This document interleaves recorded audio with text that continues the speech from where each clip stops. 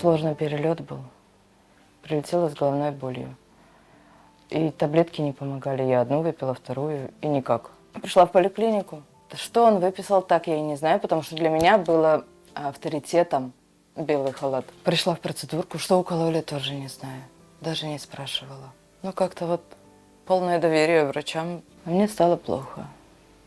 Мы дошли с мамой до дома. Потом мама вызывала 5 раз скорую, потому что я уже была без сознания. А в больницах не было места. Со скандалом мы ее положили в больницу. Я писала, мы ругались.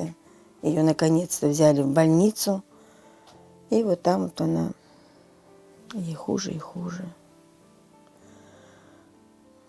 Пролежала почти, я не знаю, 2 месяца, около 2 месяцев.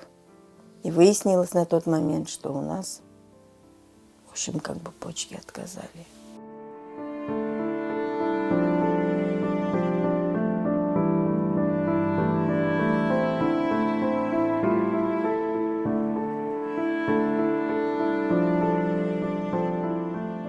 Каждые 3 месяца надо летать в Питер, подтверждать очередность. Мы стоим на очереди, чтобы нам пересадили почку. Вроде бы я подхожу к этому, моя почка подходит, не я, а моя почка. Но со своим здоровьем я ее немножечко подвела.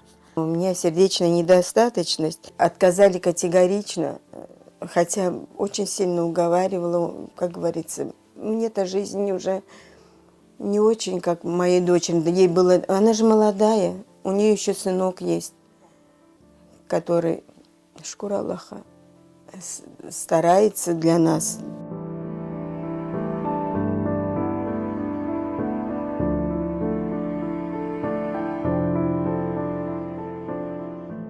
С каждым годом все хуже и хуже она себя чувствует.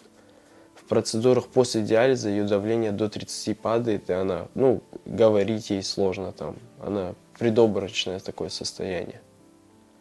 Поэтому чем скорее найдется орган, тем лучше для нее самой. Это ей продлит жизнь намного.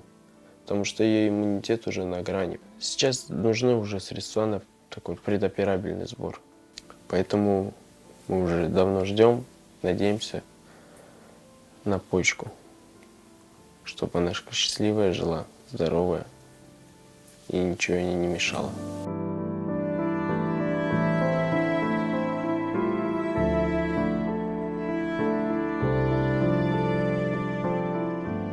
Кто как может, кто сколько может.